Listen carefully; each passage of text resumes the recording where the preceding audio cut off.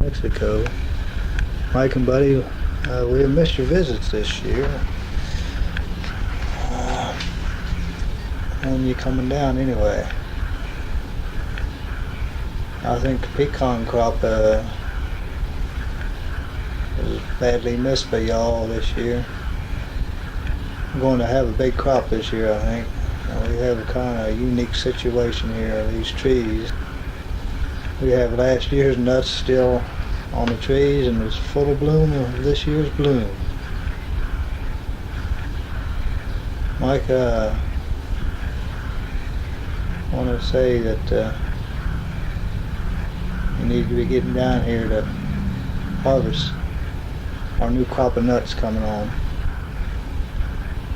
We've sure been missing you.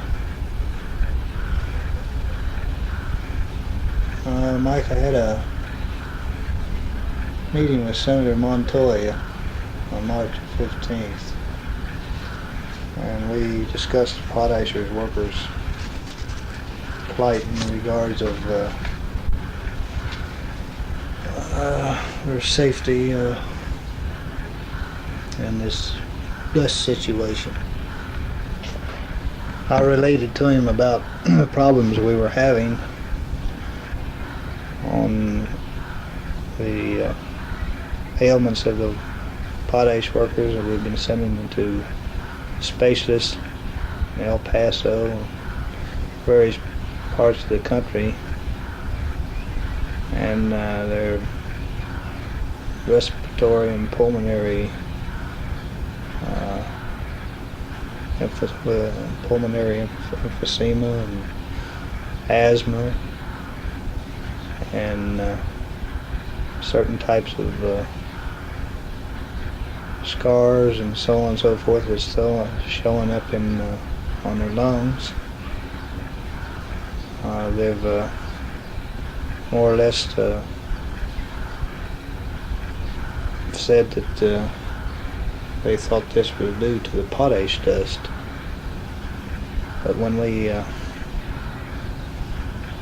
take specimens and send them off to Beckley, West Virginia for one place, well, they come back with a report stating that they knew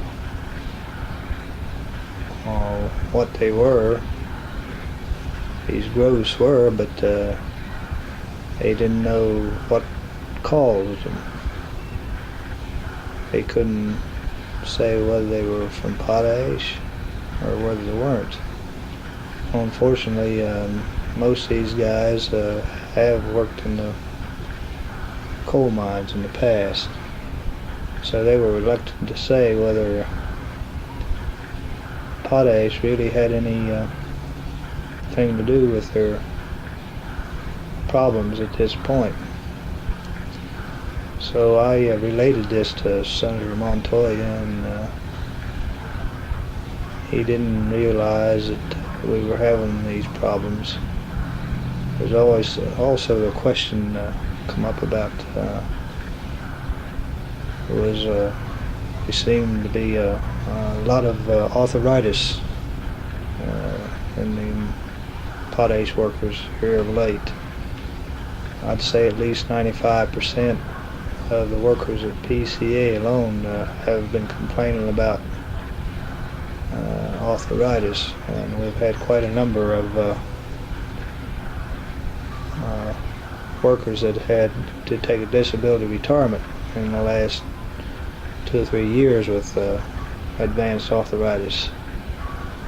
I also related this to the senator, and he was going to look into the situation. He mentioned contacting the NHA, National Health Association, or that's interested in respiratory, or supposed to be interested in respiratory diseases. And we also contacted J.P. Mooney. You remember him from mine mail days. He's the head of the Health and Safety Program in District 38. And he's in Denver. And if you'd like to have his address, it's United Steelworkers of America Staff Representative, 941 East 17th Avenue, Denver, Colorado. The zip is 80218. I wrote him a letter today, and I did mention your name in the letter that at one time I thought while you were in this area in the 50s that you might have written for data in Germany or some of the foreign countries pertaining to potash and just what effect it had on the miners, and that I think well, as I remember, what you got back was mostly frivolous, and we couldn't come or analyze anything out of it. So I also told him that you may be able to help us in this direction on maybe industrial dust. Not necessarily potash, but I know that you have contact with different doctors around over the country that specializes in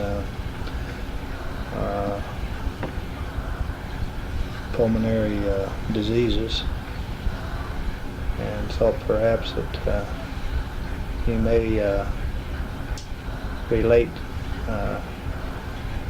to them the situation that we have here in the potash industry.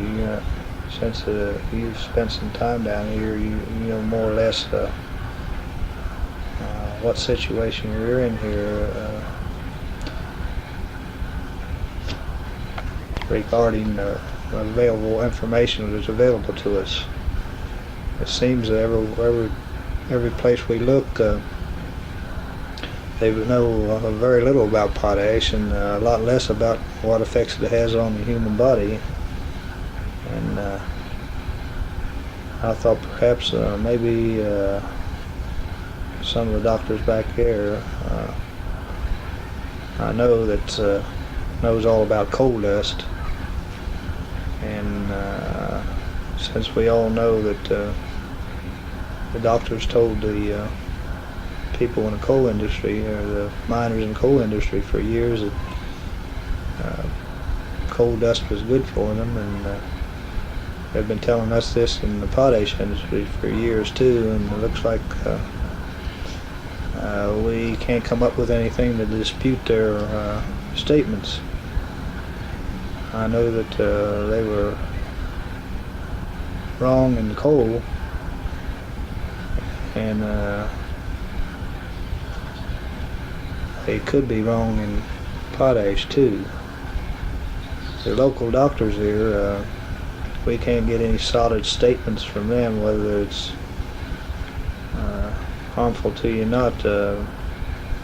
All we can get out of them, they say, well, it's bad for you, any kind of dust, and that's about the extent of it. Although I have interviewed several miners and have them on tape that they did make statements that the dust, potash dust, was or did cause or would cause arthritis. But as far as them making a statement giving testimony to this fact, I don't know whether they would or not. It'll probably be the minor's word or against theirs, so we are there at a stumbling block there. In order to try to get some data together, I wrote up a questionnaire today at the Union Hall, and asking quite a few questions about different diseases like arthritis and emphysema and blood disorders and bursitis and arthritis and different types of diseases, especially heart trouble. And I tried to direct my questioning in the direction where we could get some valid information that we could maybe put together and try to evaluate maybe perhaps just what percentage of the potash miners have arthritis and heart trouble, etc. I don't know what kind of results I'll get from this. I put a self-stamped and self-addressed envelope in with a letter and questionnaire and related to them that this was a pretty important issue and we needed their help. So in hopes that the response will be good, so that when we compile all this information we get back, that we can sit down and at least analyze it and see if things turn out that the diseases are above the national average, which I think perhaps they may be. If we can show a justification for them, for the Senator Montoya to maybe perhaps seek a grant or a subsidy of some sort to have a impartial team of doctors to come into the area and perhaps over the next 4 or 5 year period make examinations of as many of the potash workers that they can, and maybe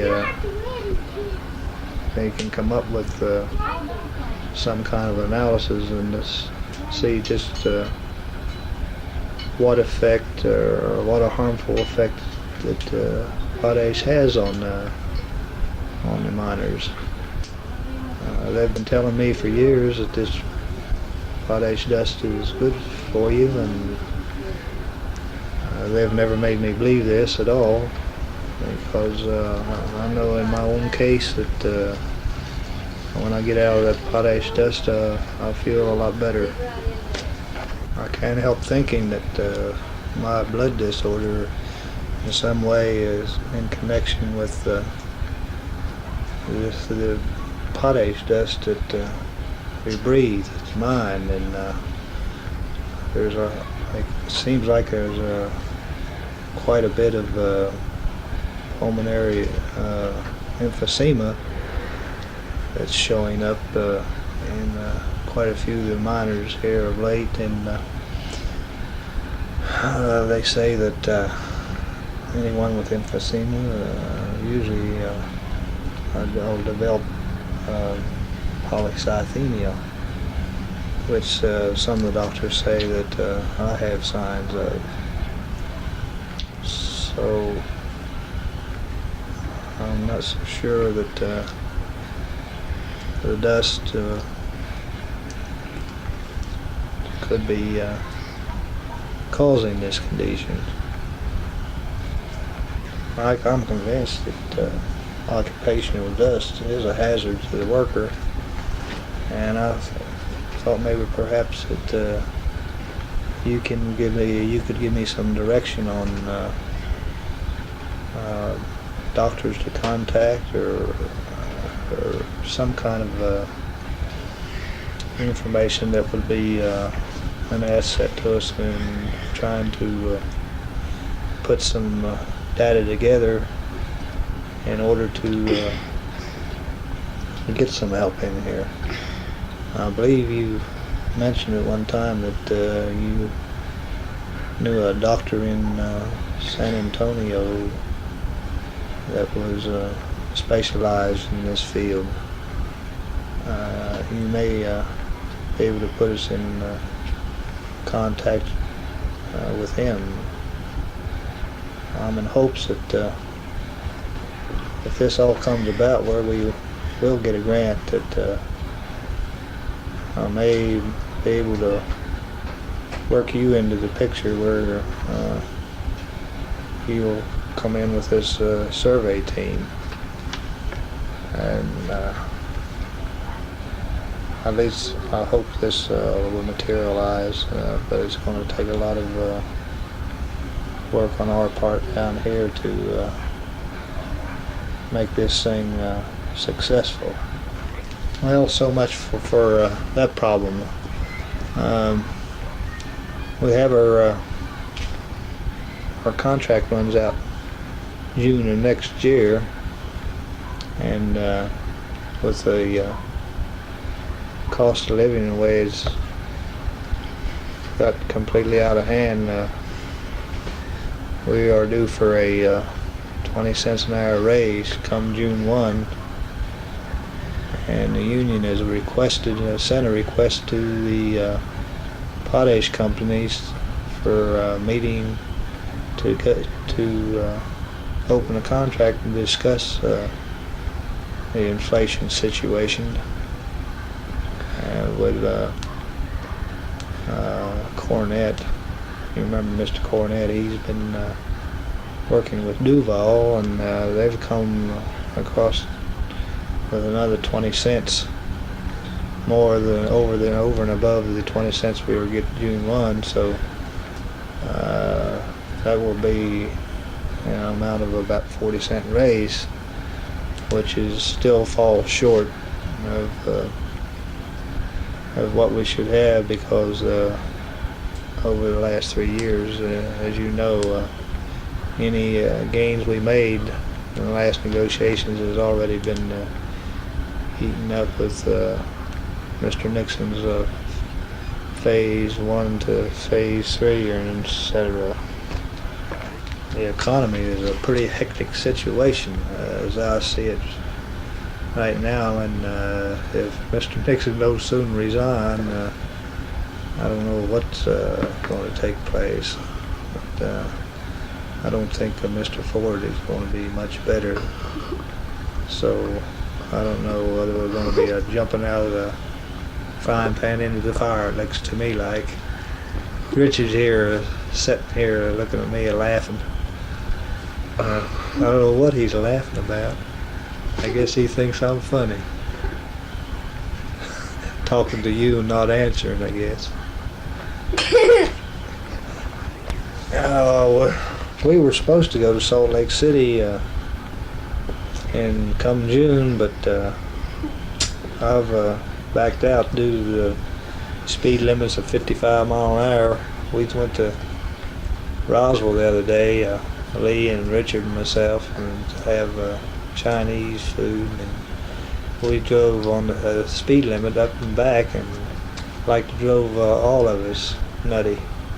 So we decided we better ahead and take a trip to Salt Lake. Driving 55 mile an hour would drive you daffy before you got there, since it's over 1,000 miles to Salt Lake.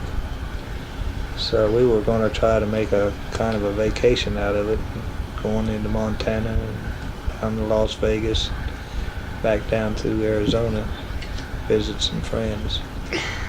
But I guess that trip all fell through, and maybe after the gasoline situation, the speed limits are reevaluated, we might make a trip later on.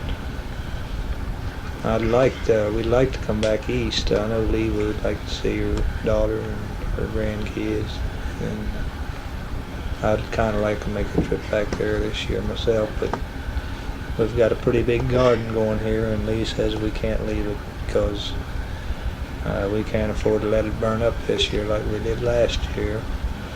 And it looks like we're going to need the food. Mr. Nixon is starving us to death, isn't he, Richard? Yes. I don't know about prices of food back east, but pinto beans down here are 98 cents a pound. Senator Montoya says Mexicans are going to start using caviar on their tortillas instead of beans. That'd be a lot cheaper, I guess. Received your literature from Michael, and about Michael, and looks like he's a chip off the old block to me. He's right in there getting with it. They'll be kicking him out of school if he doesn't watch his step up there, boy. That'll be terrible, wouldn't it, Richard? How's Jancy doing? How did she ever come out on her case with the government? Did she ever follow through on that, or did she give that up as a bad job, or what have you? I suppose she's still in D.C. We got a letter or a card from her. Oh, it's been a month or so ago. Where she went to Harper's Ferry and down in John Brown country. I've surveyed that. When I worked with the state, I surveyed all that country down through there, and I'm very familiar with that part of the country. And it's just a few miles from Martinsburg and Pawpaw, not too far from Pawpaw. Lee's been out watering the gardens.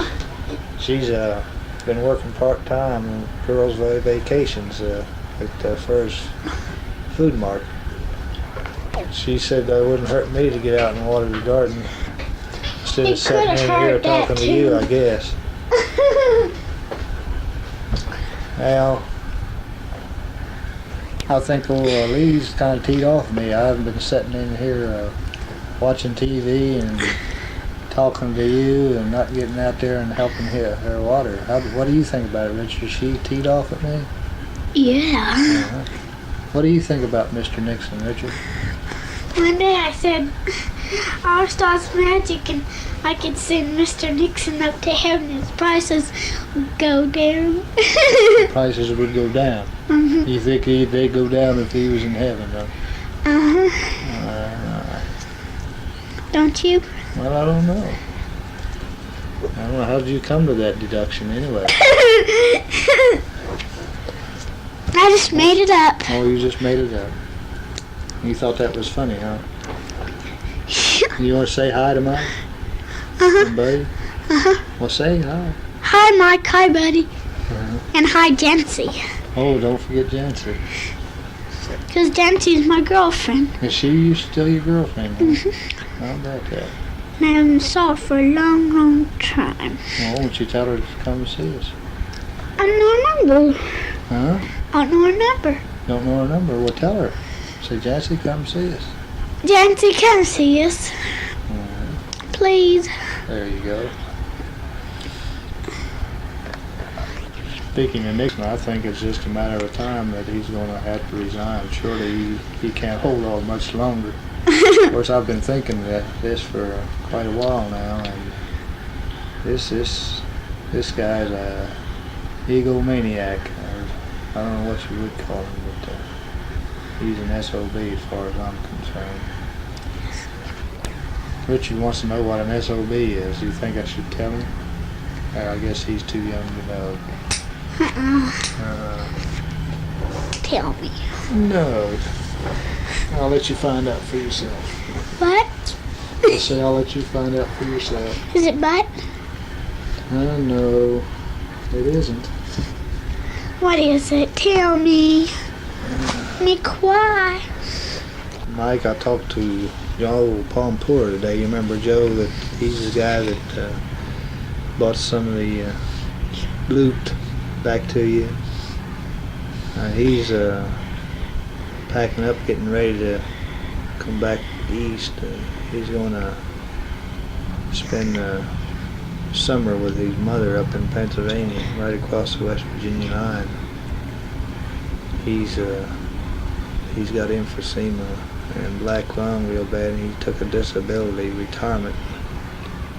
Doctor said he had to get out of the potash dust.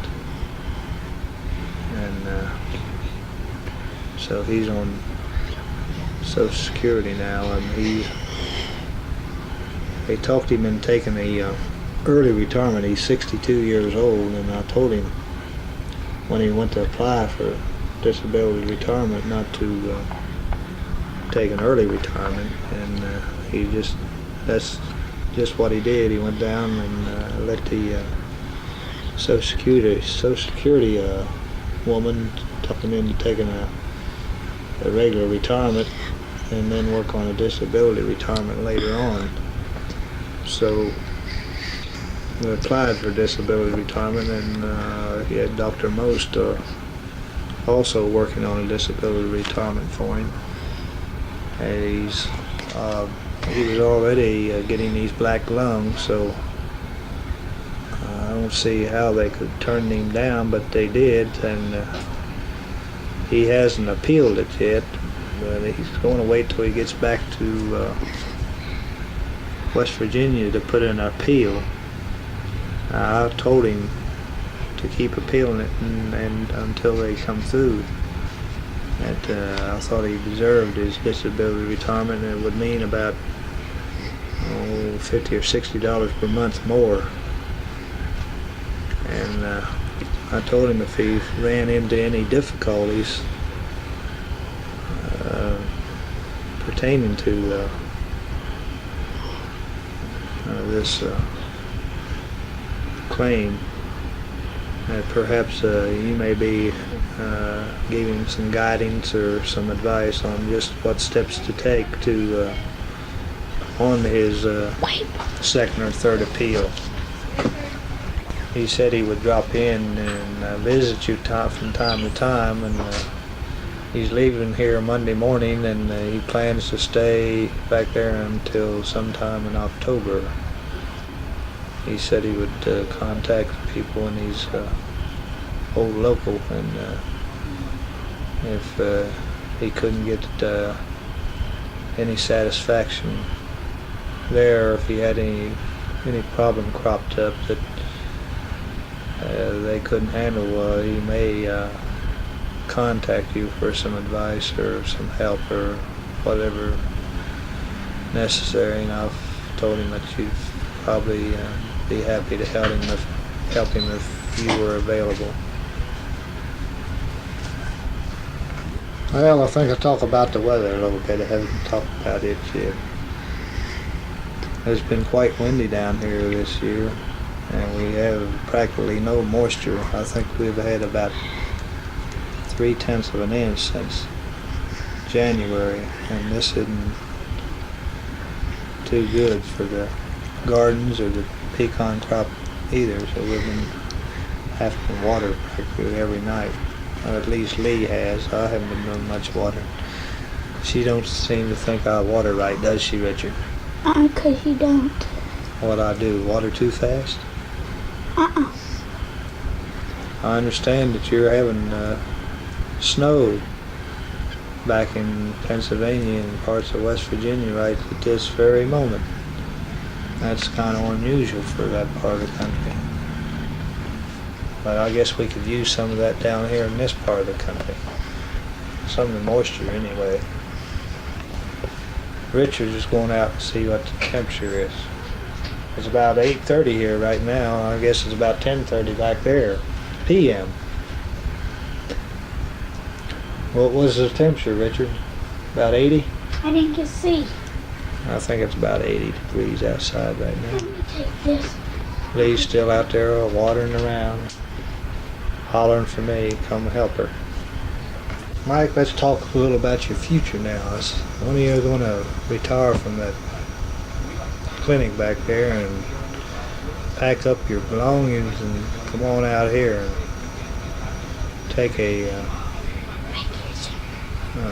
semi-retirement deal?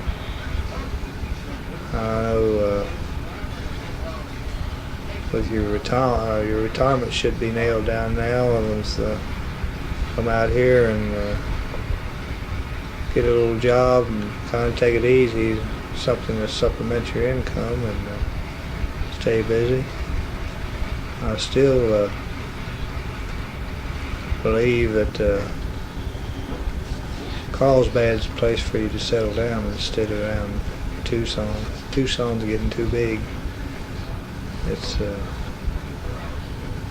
population is around 400,000 now, I understand, and still growing.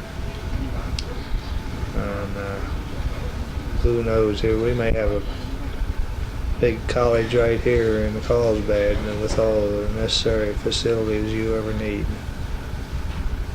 I don't know, I've never heard you say, but I assume that you may want to do some research and writing and so on and so forth. And I'm sure that you need to be somewhere where you can so high around Tucson that you'd almost have to get out in the country and raise a garden of your own in order to survive. Anyway, Mike, you're getting at the age you need to start thinking about slowing down. I mean, slowing way down. You need to get off somewhere where you can do consulting work and write a few articles now and then on different subjects, and get away from the rat race and get out here where you can relax.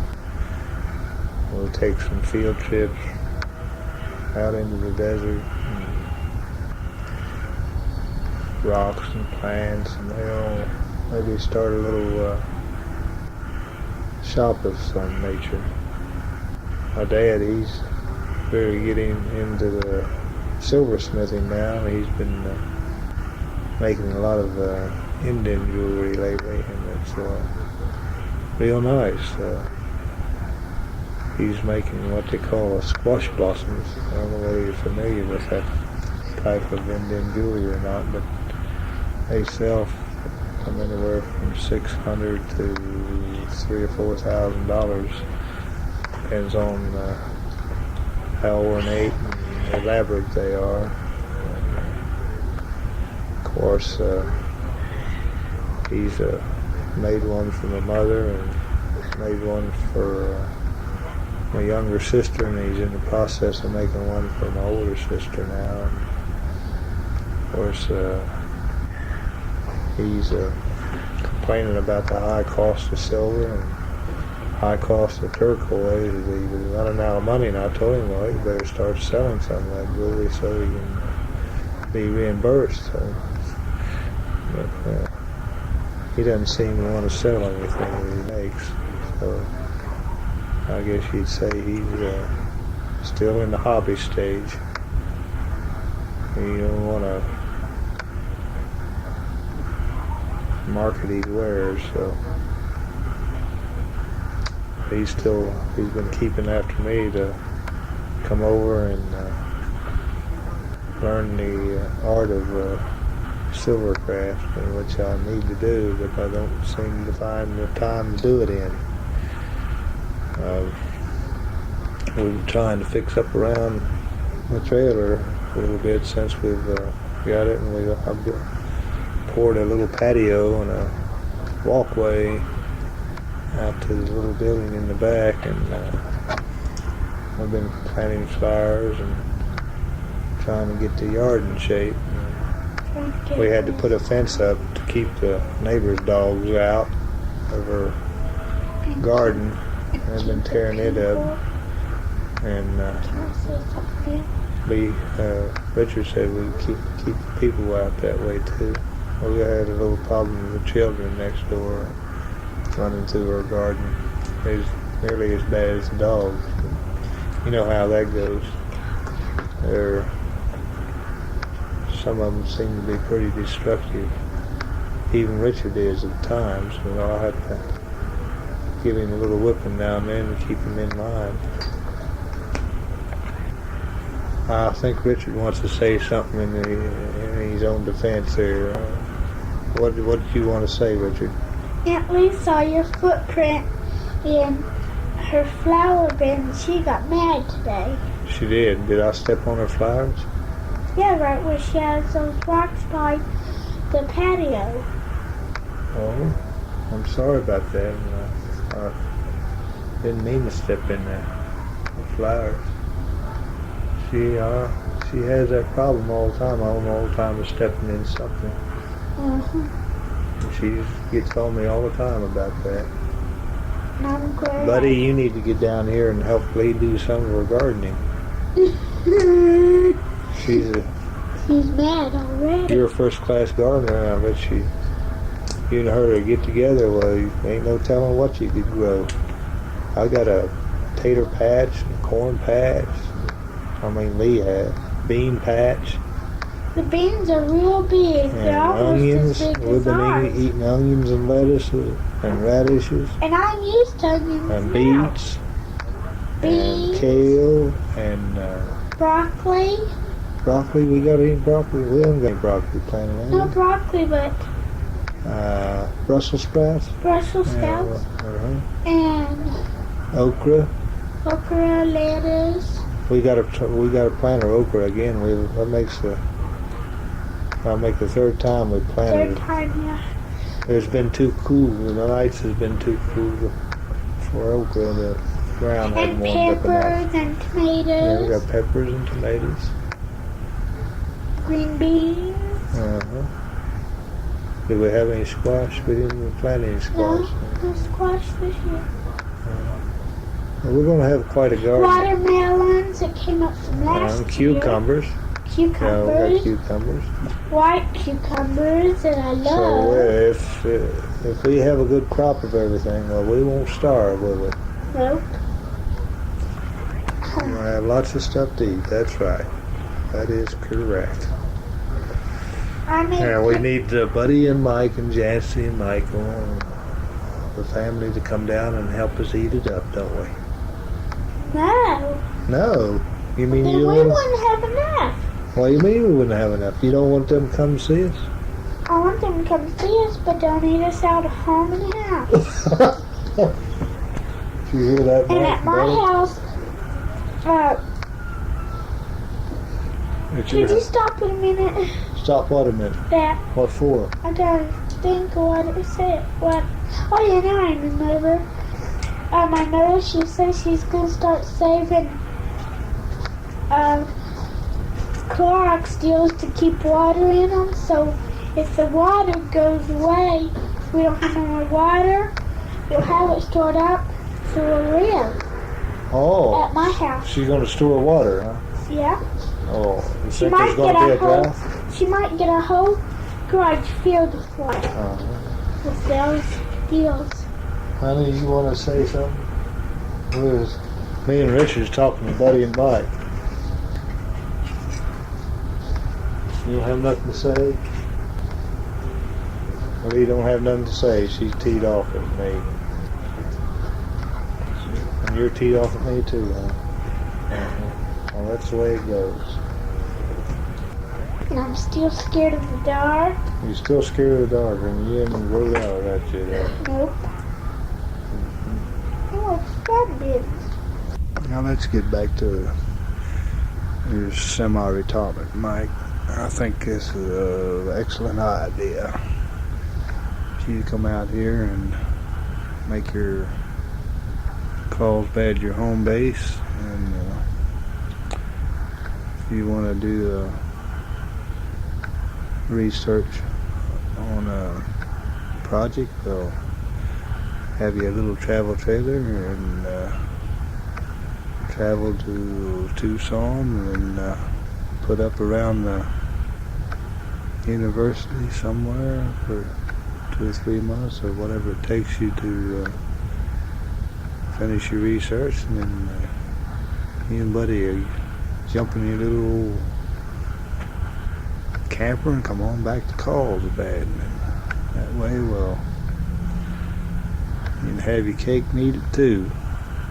Well, what do you think of that idea anyway?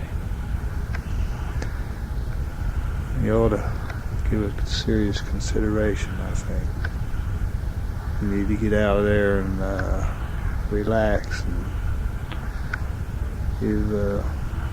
give them 16, 17 years of your life back there on that deal. I know it's hard to give up something that you practically build up from the ground, but comes a time that you're going to have to make a decision. Sure that your health is not getting any better. I don't know how your injury is from your accident, but I'm sure it hadn't gotten any better, and it never will. In fact, it'll continue to grow worse as years go by. I found that out with my leg injury. Oh, I forgot to mention, while we was talking about pecans, back down the road I picked up a couple pecan pickers for you and Buddy, and I'll have to package them up with some pecans, and I'll probably get to that about Sunday and get that shipped off next week to you. Tomorrow planning on painting the roof on the trailer. I think it'll preserve the roof a lot longer. It's made of a galvanized tin, and they didn't put any paint on it, so I went up and sealed the cracks last week with a crack sealer, and want to paint it this week, and probably won't need any more attention for 20-25 years if we have this thing that long, which probably will. Well, Mike and Buddy, here it is, Sunday, and I still haven't got things accomplished like I thought I was going to. Saturday it was too windy, so I didn't get to paint the rooftops, so I took today, which is Sunday, May 12th, and got up there and got it painted. Also painted some fencing. Here it is about 11:25, and Lee's off working. She's working vacations for meat wrappers. She agreed to do this. She's kind of reluctant to do it, but she hates to turn them down when they need help, I guess. When she gets home, we'll take her and my mother and dad out to dinner for Mother's Day. And I guess we'll relax the rest of the afternoon. Although I may later on this evening pack up your nutcrackers and get some pecans and get them off to you. Mike, how's the political situation look back here this year? I'm afraid we're going to have a kind of a unique situation in New Mexico politics this year. We have Chicanos running in all the 4 top key races. Governor and lieutenant governor and the attorney general and the state treasurer. And we have some pretty popular Chicanos running in all these races. For governor, we have about 7 Democrats and about 2 Republicans running in the primaries. The two Chicanos running for governor are Tebow Chavez. You probably remember he's been a state senator for 20-some years. And then we have a guy by the name of Jerry Apodaca that has also been in the House of Representatives for a number of years. They're pretty well popular throughout the state. And we have one more Chicano, I think, and the rest of them Anglos. But problem is, we also have some pretty popular Chicanos in these other races, and they look like we may end up in the November elections with a straight Chicano ticket in the top 4 posts. And if this situation happens, I'm afraid we're going to be in serious trouble, because I don't think the people in the state of New Mexico is ready to vote a Chicano in for governor at this time. So as a result, I think that perhaps maybe a lot of the Anglos will vote for a Republican governor. And this, at least this is the way I have it analyzed. And if this should happen, well, God help us. I do have some reservations on this theory that if a Chicano should win it in the primary, that if the Democratic, all the factions get together in the Democratic Party and really get out and work towards getting Chicano elected, I'm sure that they could do it. But in the past, as you know, there's usually too many factions within the party that they're too stubborn or whatever you want to call it, to all really get out and really work diligently to get the party candidate elected.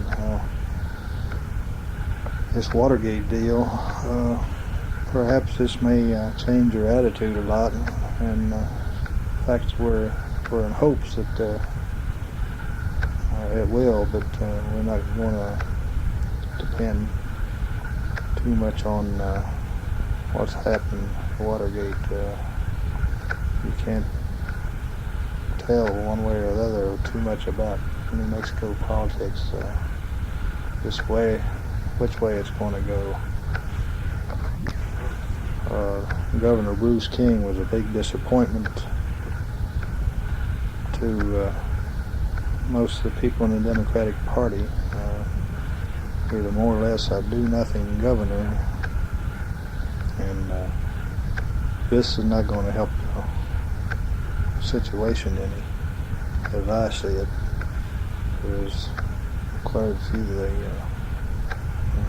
upper echelon of the Democratic Party was kind of teed off at Mr. King, because he left a lot of the Republican appointees in office and didn't remove them, and this didn't sit too well with some of the Democrats in the higher up brackets. I can't say that I blame him too much, the way he handled the situation all the way through.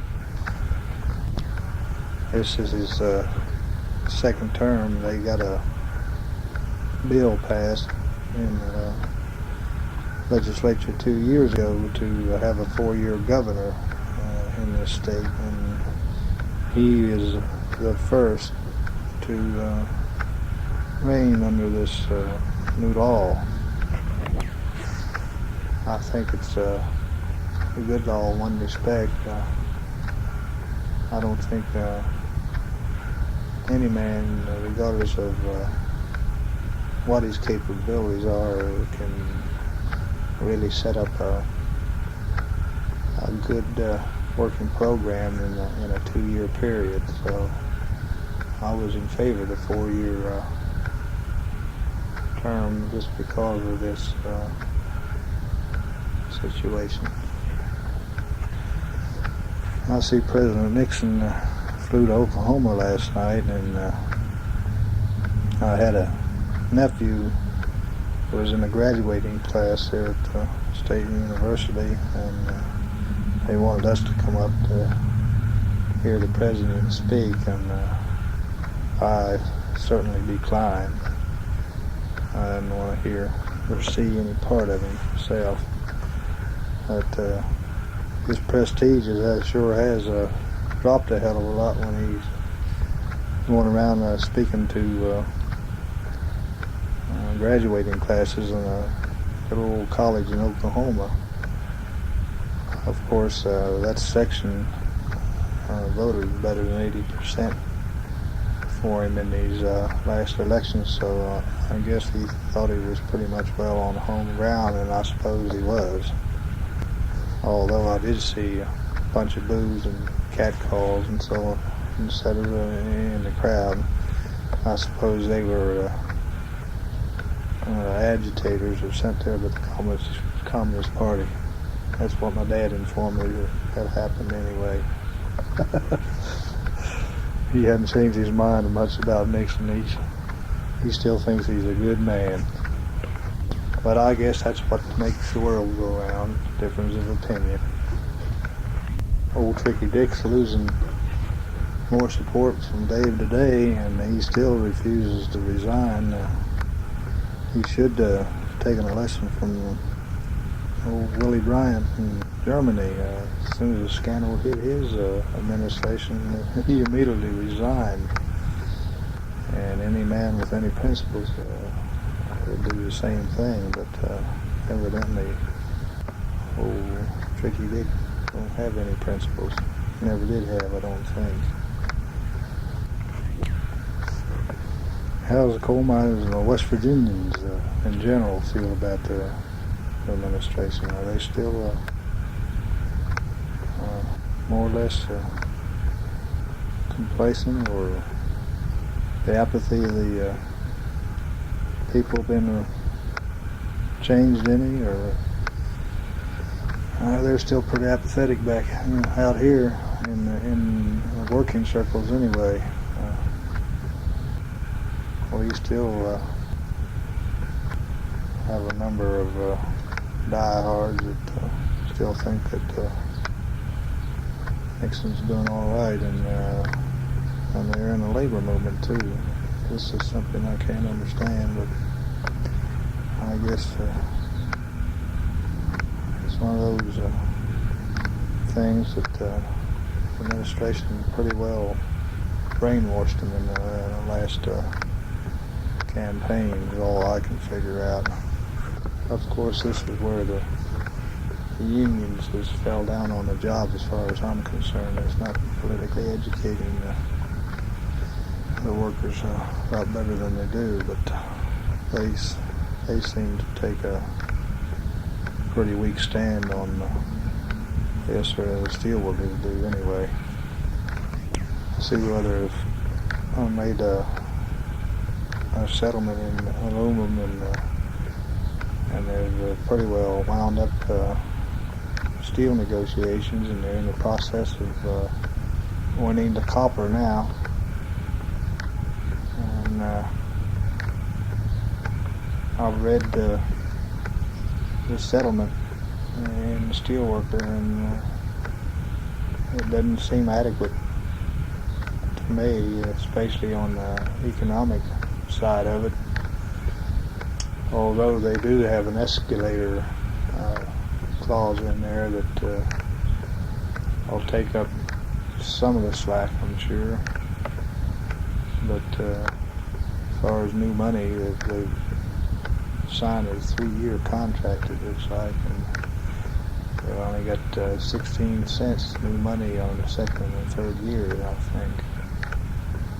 And the rate of inflation will eat that up in no time. In fact, we'll probably end up 3 years from now making less than they are at the present time, which would be a revolt in development as far as I'm concerned.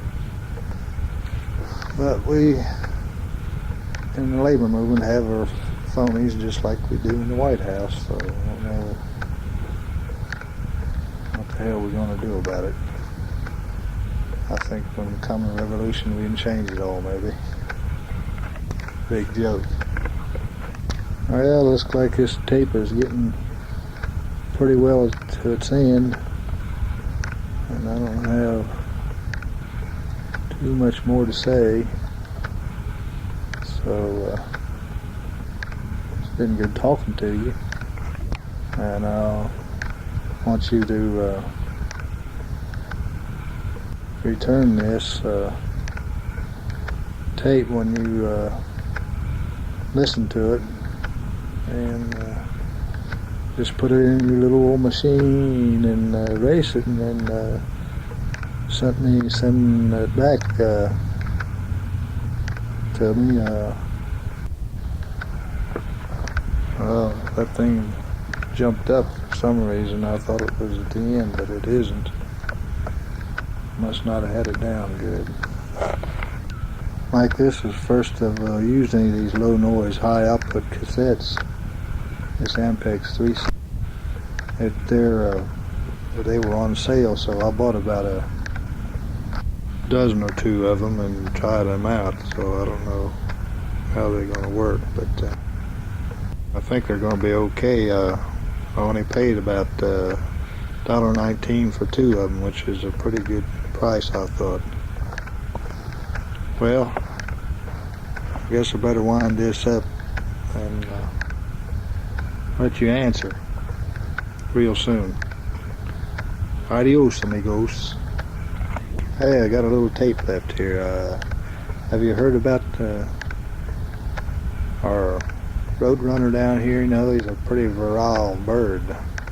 He's running down the road one day and he ran into a lark. And he took out after him and he caught him, you know, and he really gave him the works. The lark, he got done when he shook his feathers and he went strutting down the road, and he says, "I'm a lark and I've been sparked."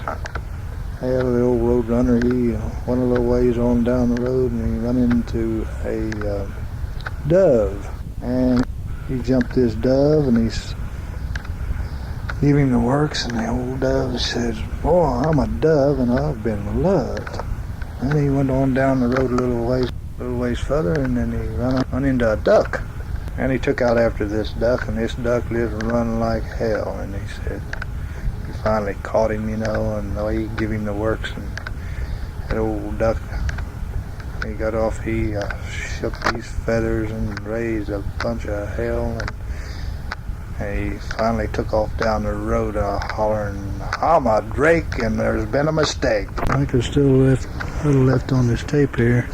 There's a company coming in here by the name of Beaker Industries Corporation. They're in the anhydrous ammonia business. And they're putting up a plant 5 miles east. I did some checking on their stock. The stock market, and they perhaps might be a pretty good investment if you're still dickering in the stock at the time. I think it looks to be a pretty solid corporation, and might be very beneficial to you if you'd look into it. Okay, well, I think I have time for one more joke, Mike. Hear about the jet that took off from San Francisco to New York. After they got airbound, pilot come on the line and said, "This is your pilot." Says, "Sit back and relax. We're flying at 31,000 feet. And flying time is approximately 4 hours and 22 minutes to New York." Says, "If anything, if we can help you with anything, your stories will be available." And they're all on et cetera on down the line. You know that rigmarole they tell you when you get on the plane at the beginning of the trip. So after he gets done, yeah. after he made his little speech, he hung up the mic, but he forgot to turn the mic off. So he stretches back in his chair and looks over his co-pilot and says, "Well, I think I'll go take a shit and fuck the stewardess." And god dang, the whole plane heard it, so the stewardess, she started to run toward the cabin to tell the pilot to turn his mic off, and when she did was she stumbled and fell flat on her ass. Some little old woman raised up in her seat and says, "What's the hurry, girlie? You heard him. He said he's going to go take a shit first." Big joke, huh, son? And tell him that we'll be looking forward to it if he does. Yeah, I think that should be the end of the tape, but it seems still to be going. Gone. No, it's not gone.